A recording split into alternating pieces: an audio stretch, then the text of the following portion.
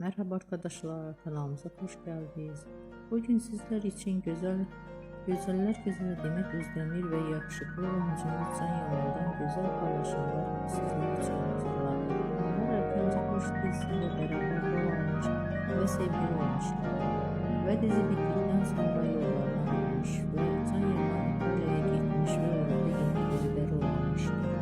Biz de sizler için